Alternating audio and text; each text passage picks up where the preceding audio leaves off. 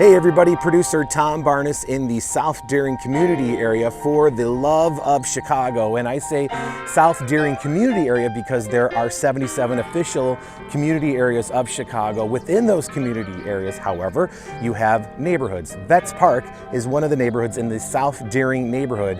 And it's called that because of all the World War II vets that lived here right after World War II. They built all these houses in this neighborhood for all the war veterans coming back to work at the steel mills, at the Wisconsin Steel site, Southworks, and all the other industry around this area. But Vets Park also has a memorial, a World War II memorial that I wanted to show you. So here is the flag up there, and then of course the plaque for honoring the World War II veterans. And look at that, even behind me there, an old school horseshoe pit.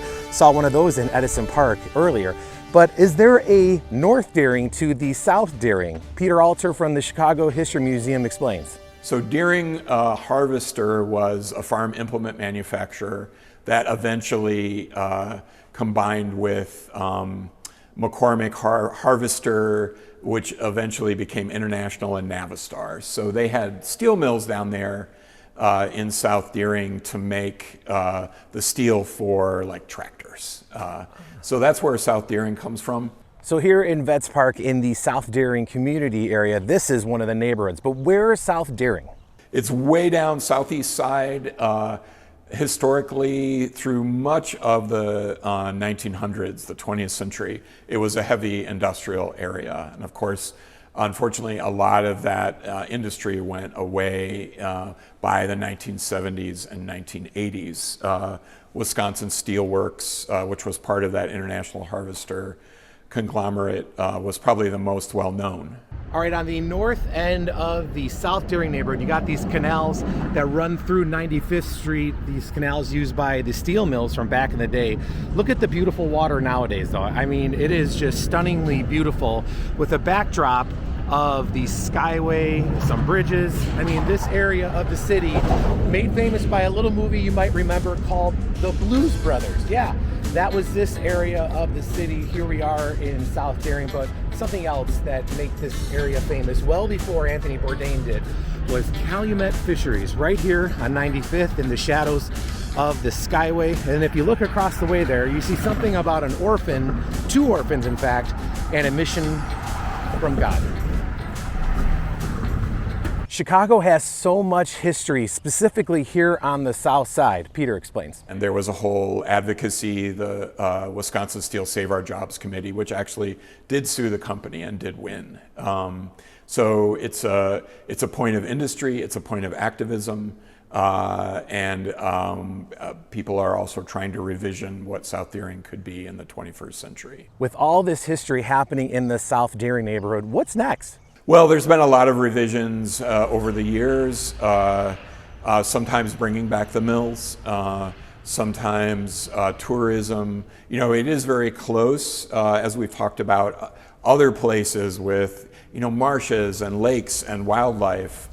So it is very close to a lot of that. It's also, you know, relatively close to Lake Michigan. So like fishing, hunting, water sports. A lot of those are promoted, but because of the heavy industry, there's also lots of concern around the sort of generational environmental pollution.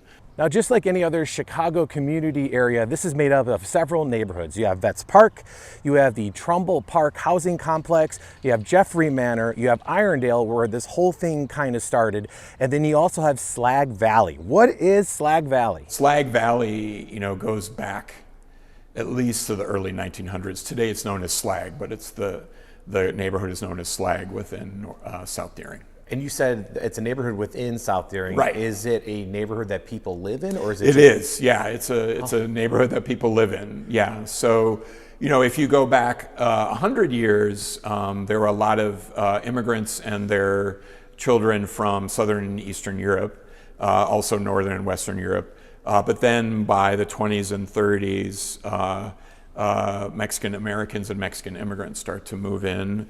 And so it's a predominantly Latino community today. What was the other one? Irondale. There's also Trumbull Park or Trumbull Park Homes. In the 1950s, there was a series of riots and confrontations around the integration of Trumbull Park Homes, which was a Chicago Housing Authority development that was built in the 30s. A low-rise, like 2 or 3 story apartments. So South Deering, like a lot of these communities, has a lot of history, a lot that's been going on, over a century plus. So a lot of these steel mills have closed. Some are open, but specifically the big ones like Wisconsin Steel closed back in the 80s. And so a lot of people are wondering, what do they do with that site now? There has been, like where Southworks was, which is South Chicago, not South Deering. There's been like a concert venue proposed. There have been concerts there. For a while, there was like a temporary velodrome, the bike racing at the southern edge of where Southworks was. When I first moved here, they were talking about a Solo Cup, the red plastic cups, a Solo Cup factory on that site. I just recently heard about that not that long ago. I think that probably goes back, it definitely goes back to 1999, probably earlier than that. So like slag, is known to be highly polluted. And so there's also a lot of environmental activism in communities like South Deering. And slag is the leftover byproduct of steel. Exactly. Right? And when you throw it in the ground, it becomes incredibly hard and is also a pollutant. And so there's a lot of environmental activism there trying to address, really a century or more of environmental issues. So we heard a lot about its history, but what is South Deering today? There is the Ford plant. I don't know technically if that's in South Deering or not, but there are some jobs at the Ford plant. That's a very old Ford Motor Company factory, so there is that. There is some scrap metal. There are some industries there. I think nowadays more people sort of live in South Deering and work elsewhere, which if you went back 100 years, you would likely live and work in South Deering. Here's another fun fact of the South Deering neighborhood. You're looking at Big Marsh Park. Isn't this just stunning? It is part of the South Deering neighborhood on its southwest side, right by Lake Calumet, which is just beyond my shoulders back this way. Lake Calumet's over there. It takes up a huge swath of the South Deering neighborhood. But Big Marsh Park is stunningly beautiful and serene. So back in the day, believe it or not, there was a downtown vibe in the South Deering neighborhood. You're looking at 106 and Torrance Avenue, right where Wisconsin Steel used to be. And you have this little downtown area. It's still really busy here. There used to be the Calumet Bakery down on 106, right by the Trumbull Park housing complex. And of course, you have all the other spaces all around down Torrance Avenue going towards Hegewisch. Like if you can imagine, like opposite where the Wisconsin Steel, the main gate was 106th and Torrance, that was busy. Like Torrance Avenue was busy. There were restaurants and shops along there.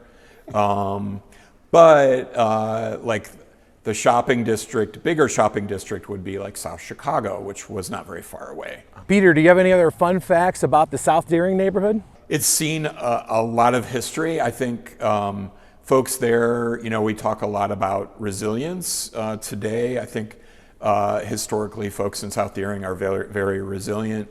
They look at their circumstances and they address the issues, whether it's better pay at the mill or addressing, environmental problems. So you always heard about north side, south side, and west side, but folks, there is a southeast side, and I'm in it right now. South Deering is the southeast side, right, Peter? I'm not a Southeast Sider, but I actually have studied the Southeast Side.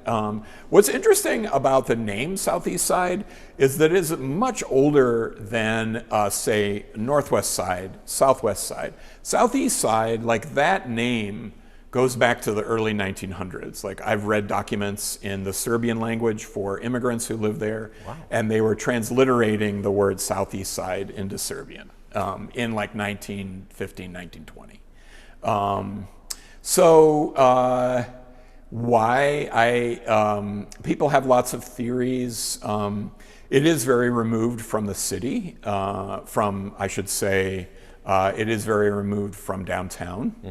I think people don't realize that there was, aside from, say, meat packing, people don't realize that there were these humongous steel mills, and if you take like Northwest Indiana and Southeast Chicago that was a humongous steel mill district, right? So I think the heavy industry we don't always associate with like being within the city limits. We think of railroads, we think of meat, and then steelmaking comes kind of a distant third. All right, another fun fact of the South Deering neighborhood is you got this golf course on the southwest corner of it, and you're looking at part of Lake Calumet that goes way out that way. It's kind of hard to get to without taking a little hike, but either way, another fun fact of the South Deering neighborhood is this beautiful spot. A lot of nature here in the South Deering neighborhood. You should check it out. So as Peter said, a lot of folks still work in some of the industry that's around here. Obviously, you can take the train, head north to downtown, but there's some old school stuff that's still here, including Skyway Bowl. It has been around for a long time. It's the last Black-owned bowling alley in Chicago. Brunetta Hill Corley is the owner, and I talked to her now about why this place is such a legacy after all these years. My father's name was Johnny E. Hill. My parents bought the facility in 2009. As I've informed people, my father personally has never thrown a bowling ball in his life. He bought the bowling facilities for love of my mom. My mom was the bowler in the family, and the children followed along with that. As we all know, back in the day, we grew up in the bowling alley. Sure, that's where yeah. Families and generations of love and friendships were developed. Everlasting, long-lasting relationships.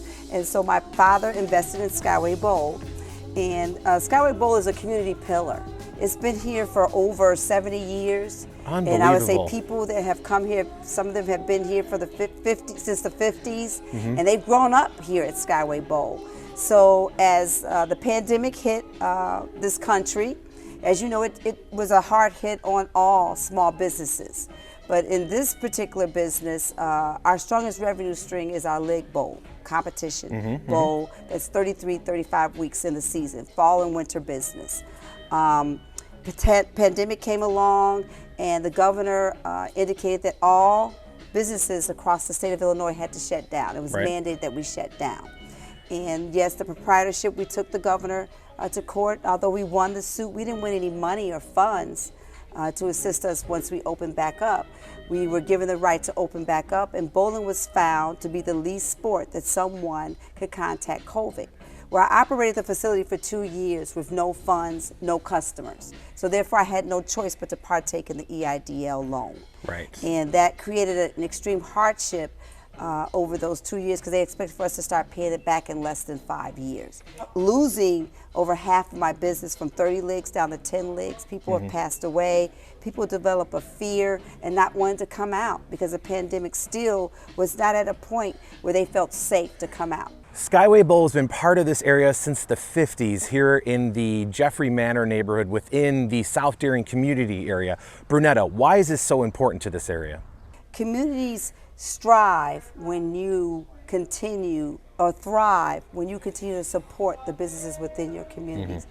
And we consider ourselves a safe haven. You know, with so many mom and pop places closing over the years, I asked Brunetta why it's so important for the community to support places like Skyway Bowl. Communities need a safe place where they can come and feel comfortable and don't have to keep looking over their shoulder or thinking someone is going to come in and jump and create some type of form of violence. Right. Bowling is a sport that is for all walks of life, and it keeps you active. It creates a social competence.